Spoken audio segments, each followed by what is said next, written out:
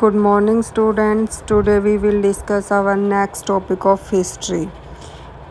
Our next topic is the doctrine of lapse.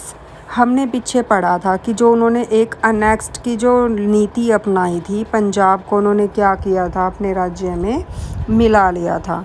अब जो हमारा नेक्स्ट टॉपिक है द डॉक्ट्रिन ऑफ लैप्स, जिसको हम बोलते हैं हड़प की नीति। अब इसको कौन लेके आया था और इसमें किस तरह से राज्यों को अपने राज्य में मिला लिया जाता था। The final wave of annexations occurred under Lord Dalhousie, who was the Governor General from 1848 to 1856।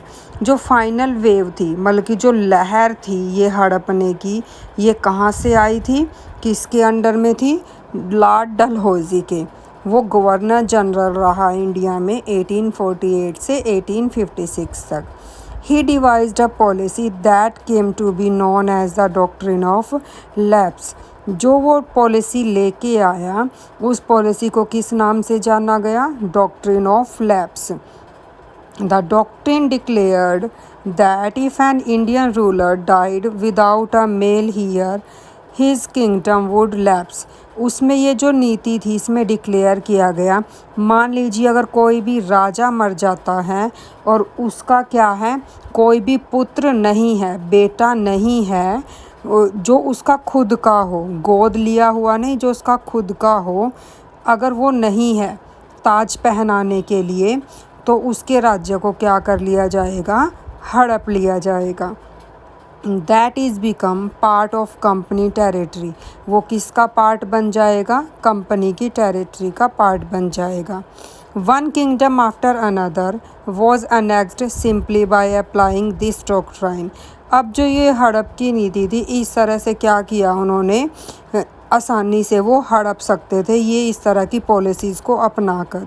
सबसे पहले जो राज्य में मिलाया गया डलहौजी के टाइम में, सतारा जो राज्य था उसको मिलाया गया 1848 में, फिर संभलपुर को 1850 में, उदयपुर को 1852 में, नागपुर को 1853 में एंड झांसी को 1854 में। Finally, in 1856, the company also took over Awadh. This time the British had an added argument। अब 1856 में क्या हुआ, उन्होंने अवध को अपने राज्य में मिलाना चाहता था, वो अवध को अपने राज्य में मिलाना चाहती थी जो कंपनी थी। This time the British had, तो इस टाइम पे ब्रिटिश ने बहस करना शुरू कर दी कि वो किस तरह से मिलाएंगे।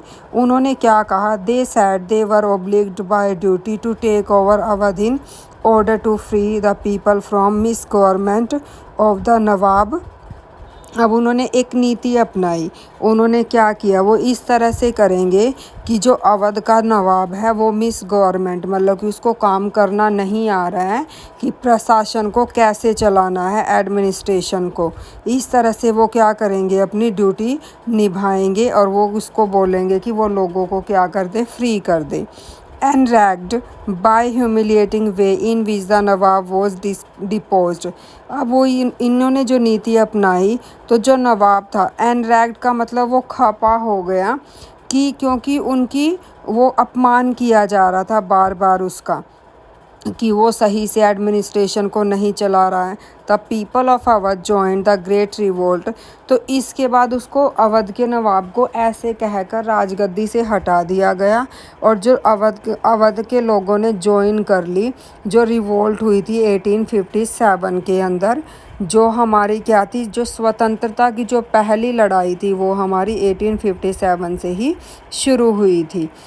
नेक्स्ट टॉपिक है setting up a new administration. अब उन्होंने क्या किया, अवध को अपने राज्य में मिला लिया, तो उन्होंने अपनी अलग अलग एडमिनिस्ट्रेशन सेटअप करना शुरू कर दी। और ये जो वारेन हेस्टिंग्स था, गवर्नर जनरल रहा 1773 से लेके 1785 तक, ये one of the many important figure who played a इसने क्या किया था, मेन रोल प्ले किया था वारेन हेस्टिंग्स ने। ये कंपनी की पावर को एक्सपेंशन करना चाहता था, क्योंकि जो फर्स्ट गवर्नर जनरल था वो हमारा कौन था, वारेन हेस्टिंग्स था, जिसके बारे में हमने फर्स्ट चैप्टर में किया था। By his time the company had acquired power not only in Bengal.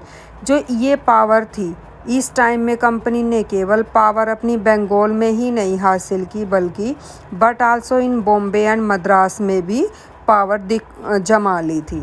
British territories were broadly divided into administrative units called presidencies.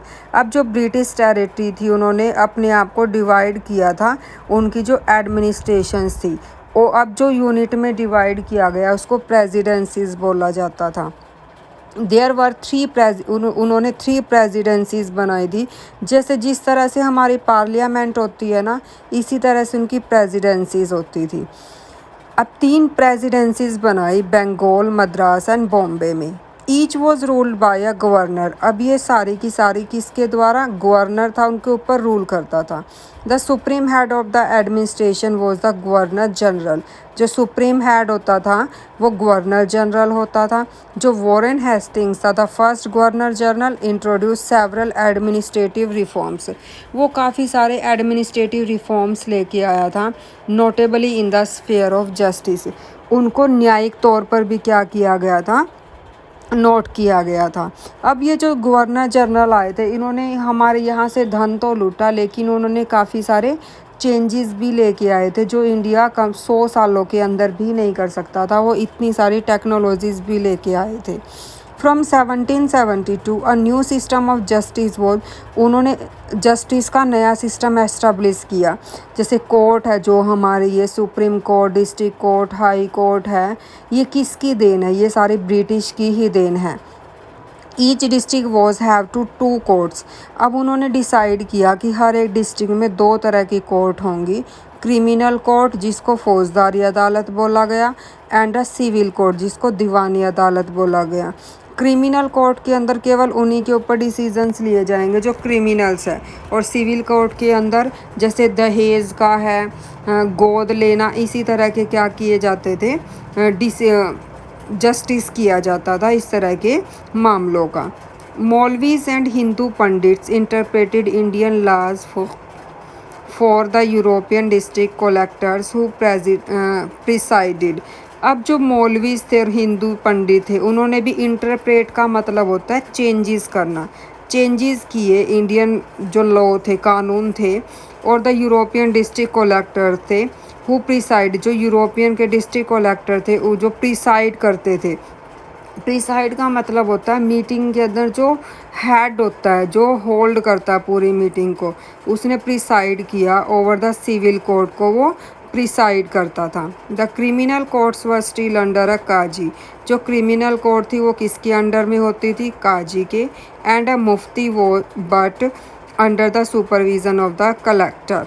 अब जो ये हमारा मुफ्ती था, मुफ्ती क्या था? एक जूरिस्ट थी, मतलब कि जो मुस्लिम थे उनकी क्या थी? एक कम्युनिटी थी, और जिसके अंदर क्या करता था? जो काजी क्या करता था? एडमिनिस्टर होता था, और जिसको किसके अंडर सुपरविज़न में काम करना होता था? कलेक्टर के सुपरविज़न में काम करना होता था। लेकिन इसमें मेजर प्रॉब्लम क्या थी? A major problem was that the Brahmin pandits gave different interpretations of local laws based on different schools of Dharmashastra. अब जो मेजर प्रॉब्लम थी, जो ब्राह्मण पंडित थे उन्होंने काफ़ी सारे इंटरप्रिटेशंस कर दी थी। जो कानून थे, जो स्थानीय कानून बनाए गए थे, और उन्होंने क्या बोला? वो किसके ऊपर बेस्ड थी? पहले धर्मशास्त्र जैसे महाभारत, रामायण, गीता, इस तरह की पुस्तकें लगती थी स्कूलों के अंदर, जिसके अंदर पढ़ाया जाता था। अब ये सभी स्कूलों में अलग अलग थी। अब उन्होंने क्या किया? इसमें काफ़ी सारे चेंजेस किए। टू ब्रिंग अबाउट यूनिफॉर्मिटी, वो क्या लेके आना चाहते थे? उसमें एक समानता लेके आना चाहते थे। In 1775, 11 pandits were asked to compile a digest of Hindu's law। अब उन्होंने कंपाइल किया। कंपाइल का मतलब संकलित करना, इकट्ठा करना, एक जगह पे लिखना। A digest of Hindu laws, digest का मतलब है इसके अंदर सार, मतलब कि सार संग्रह बोलते हैं, जिसके अंदर पूरी डिटेल में लिखा होता है। N B. Halhed translated this digest into English. जो एन.बी. हॉलहेड था, अब इन्होंने क्या किया? हिंदुओं को जो ये लिखे गए थे रूल, उनको इंग्लिश में कन्वर्ट किया। By 1778, a code of Muslim laws was also compiled for the benefit of European judges. तो 1778 में कोड लेके आए, मुस्लिमों के लिए कानून बनाया गया जो किसके लिए बेनिफिट रहा, यूरोपियन जजेस के लिए, under the regulating act of 1773। ये जो रेगुलेटिंग एक्ट था हमारा, ये 1773 का नाम दिया गया। अ न्यू सुप्रीम कोर्ट वो उन्होंने बोला कि एक नई सुप्रीम कोर्ट एस्टाब्लिश की जाएगी, while a court of appeal. उसके अंदर क्या होगा, किसने अपील की थी, द सरदार निज़ामत अदालत, उसमें नाम दिया गया था सरदार निज़ामत अदालत का। हु आल्सो, और वो कहाँ पे बनाई जाएगी, कलकत्ता। जो हमारी दिल्ली में सुप्रीम कोर्ट है वो पहले हमारी कलकत्ता में थी, लेकिन जब दिल्ली को राजधानी फिर उन्होंने क्या किया था, जो ब्रिटिश से उसको कलकत्ता से सुप्रीम कोर्ट को दिल्ली में शिफ्ट कर दिया था। The principal figure in an Indian district was the collector. Principal figure मतलब कि जो हेड होता था इंडियन डिस्ट्रिक्ट के अंदर, वो कलेक्टर होता था। As the title suggest the his main job was to collect. अब जो उसका टाइटल क्या दिखाता है हमें, कलेक्टर। कलेक्टर का मतलब जो कलेक्ट करेगा रिवेन्यू को, टैक्सेस को, और मेंटेन लॉज को, कानूनों को मेंटेन करेगा। And order in his district, अपनी डिस्ट्रिक्ट में ऑर्डर देगा विद द हेल्प ऑफ जजेस से, पुलिस ऑफिसर से और दरोगा से। हीज ऑफिस द कलेक्टोरेट, उसका ऑफिस को क्या बोला जाएगा, the collectorate became the new centre of power. वो क्या बन गया था, नया पावर का केंद्र बन गया था। एंड पैट्रोनेज, पैट्रोनेज का मतलब उसने संरक्षण करना, किसी चीज़ों को बचा के रखना। That strictly replaced previous holder of authority. अब स्ट्रिडली तेजी से क्या किया गया, रिप्लेस कर दिया गया, जो प्रीवियस से, जिसके हाथों में पहले अथॉरिटी थी, उनके हाथों से क्या किया गया, इसको रिप्लेस कर दिया गया। अब कंपनी ने क्या करना शुरू कर दिया, आर्मी भी बनाना शुरू कर दी। Colonial rule in India brought in some new ideas of administration and reform, but its power rested on its military strength. अब जो कॉलोनियल रूल थे, अब उसके अंदर वो क्या लेके आना चाहते थे, कंपनी नए आइडियाज़ लेके आना चाहते थे कि जो वो एडमिनिस्ट्रेशंस बनाई गई है उसमें रिफॉर्म, क्या क्या चेंजेस किए जाएं, और जो पावर है वो किसको दी जाए, मतलब कि मिलिट्री, इसके लिए क्या किया जाएगा, मिलिट्री की स्ट्रेंथ बढ़ानी होगी। The Mughal army was mainly composed of cavalry. Cavalry का मतलब जो मुग़ल आर्मी थी वो किस पे कंपोज की गई, कि वो घुड़सवार सेना, सावर्स बोलते थे, trend soldiers on horse back. उन्होंने बोला कि ऐसे सोल्जर्स बनाए जाएंगे जिसके अंदर वो ट्रेंड होंगे और वो किस पर चलेंगे, घोड़ों पर। एंड इन्फेंट्री, इन्फेंट्री मतलब कि जो पैदल सेना, दैट इज़ पैदल या foot soldiers. They were given training in archery, उनको तीरंदाजी भी सिखाई गई। And the use of sword, तलवारबाजी भी सिखाई गई। The cavalry dominated the army and the Mughal state did not feel the need to have a large professionally trained infantry. अब वो क्या सोचते थे कि उनके पास घुड़सवार सेना है, उसको तो ट्रेंड किया जाए, लेकिन जो उनके पास पैदल सेना है उसको इतना ज़्यादा ट्रेन करने की ज़रूरत नहीं है। The rural areas had a large number of armed peasants. अब जो रूरल एरियाज़ में क्या किया गया, आर्म्ड पीजेंट से, मतलब कि जिनके पास हथियार थे। एंड द लोकल जमींदार से ऑफन सप्लाइड द मुगल्स, उनको मुगल्स को सप्लाई किया गया विद पैदल सोल्जर्स, उनको क्या बनाया गया, पैदल सोल्जर्स बनाया गया।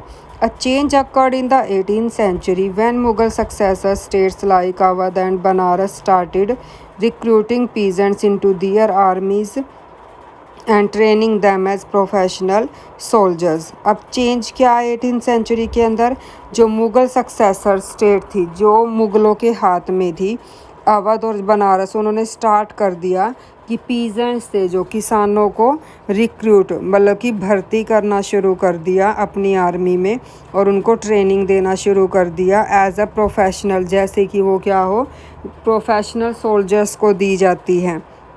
The east India company adopted the same method, तो इसी तरह से ईस्ट इंडिया कंपनी ने भी यही मेथड अडोप्ट किया। It began recruitment for its own army, उसने भी अपनी आर्मी के लिए भर्ती करना शुरू कर दिया। Which came to be known as sepoy army, जिसको वो सिपोए आर्मी बोलते थे, और जो इंडियन वर्ड से निकला है जिसको हम सिपाही बोलते हैं, meaning soldier. As warfare technology change from the 1820, जो वॉरफेयर जो युद्ध की तकनीक थी वो चेंज हो गई थी 1820 से। The cavalry requirements of the companies army decline, जो उनको क्या थी, जो घुड़सवार सेना थी वो क्या होती जा रही थी, कंपनी की कम होती जा रही थी, रिक्वायरमेंट उसकी ज़रूरत कम होती जा रही थी। This is because the British empire was fighting in Burma, क्योंकि जो ब्रिटिश थे वो कि कहाँ पे लड़ रहे थे, बर्मा में, अफ़गानिस्तान और Egypt. Where soldiers were armed, जहाँ पे सोल्जर्स आर्म्ड, उनके हथियार कैसे होते हैं, मस्केट्स होता है, एक हैवी गन होती है जिसको जो पैदल सोल्जर्स होते हैं वो रखते हैं। एंड मैच लॉक्स क्या होता है, एक अर्ली टाइप की गन होती है जिसके अंदर पाउडर डाला जाता है और फिर उसको छोड़ा जाता है। The soldiers of the company army had to keep pace with changing military requirements and its infantry regiments now become more important। अब जो कंपनी के लिए क्या बन गया था कि वो क्या करेंगे, जो कंपनी के जो मिलिट्री की रिक्वायरमेंट है, उनको जो सैनिक चाहिए, जो पैदल है, पैदलों में भी क्या करेंगे, वो पहले वो पैदलों को इतना ट्रेंड नहीं करते थे, इसलिए उन्होंने क्या किया, उसके अंदर चेंजेस लाने होंगे, क्योंकि जो पैदल सेना है वही क्या है उनके लिए मोर इम्पोर्टेंट है। In the early 19th century the British began to develop a uniform military culture. तो अर्ली 19th century में क्या हुआ, जो ब्रिटिश ने बिगेन कर दिया कि वो डेवलप करेंगे एक यूनिफॉर्म मिलिट्री कल्चर को। अब इसके अंदर क्या किया गया, soldiers were increasingly subjected to European style training. अब उन्होंने क्या किया कि सोल्जर्स को कैसे ट्रेनिंग देना शुरू की, यूरोपियन स्टाइल में। Drill and discipline that regulated their life far more than before. Drill का मतलब होता है उनको जो अभ्यास कराया गया, डिसिप्लिन जो अनुशासन सिखाया गया, और रेगुलेट किया गया उनकी लाइफ को, मतलब कि उसके लाइफ के जो जीने के थे वो नियम तय किए गए कि सेना के लोग कैसे रहेंगे। मोर देन बिफोर, पहले से ज़्यादा चेंजेस किए गए। Often this created problems since caste and community feelings were ignored. लेकिन ये क्या थी, इसने प्रॉब्लम क्रिएट की, जो कास्ट से थे, कम्युनिटी फीलिंग थी लोगों के अंदर, क्योंकि जो 1857 की रिवोल्ट हुई थी वो हमारी इसलिए हुई थी ना, क्योंकि उसके अंदर उनको जो बारूद फेंकना पड़ता था वो मुंह से काटना पड़ता था, और मुंह उसके ऊपर चर्बी लगी होती थी गाय की या सूअर की, तो जिसकी वजह से उनका जो धर्म था भ्रष्ट हो रहा था। तो इसी तरह से ये प्रॉब्लम दोबारा से आ रही थी उनको, कास्ट और कम्युनिटी फीलिंग की। अब उसको इग्नोर किया गया in building a force of professional soldiers के अंदर, उनको इस तरह से ट्रेन किया गया। Could individuals so easily give up their caste and religious feelings, ताकि क्या कर सके इंडिविजुअल्स अपने कास्ट को और रिलीजियस फीलिंग को गिव अप कर सके, त्याग दे। Could they see themselves only as a soldier, वो अपने आप को किस तरह से देख सके, एक सैनिक की तरह देख सके, not as a member of, वो अपने आप को एक कम्युनिटी समुदाय के सदस्य की तरह ना देखे। What did the sepoys feel, अब जो सिपोए थे वो कैसे फील करते थे, how they react to the changes in their lives and their identity. अब उन्होंने कैसे रिएक्ट किया जो इस तरह के चेंजेस किए गए, और उनकी जो आइडेंटिटी थी उसके बारे में उन्होंने क्या किया, that is their sense of who they were. अब वो क्या सोचने लगे थे, वो क्या है और क्या हो गए हैं। The revolt of 1857 gives us a glimpse, जो उसको झलक दिखाती है, जो 1857 की जो रिवोल्ट है वो हमें इसकी झलक दिखाती है into the world of the sepoys. इसमें हम सेना की वर्ल्ड के बारे में पढ़ेंगे कि सेना के साथ कैसा बिहेव किया जाता था, उनको कैसे रखा जाता था। ये हम नेक्स्ट चैप्टर में रीड करेंगे।